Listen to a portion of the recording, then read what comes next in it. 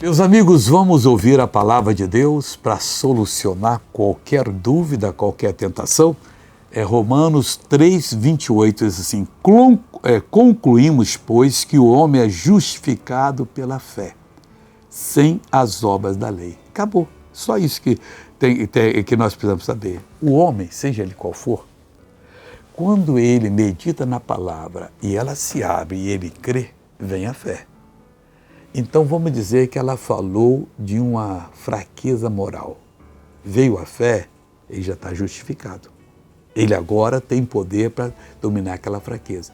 Se é uma doença, veio a fé, também ele tem poder para dominar aquela doença.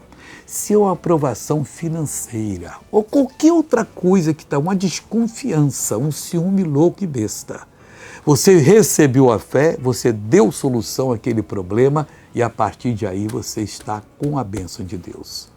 Veja essa pessoa que foi abençoada e vou orar em seguida. Chegou andando aqui hoje.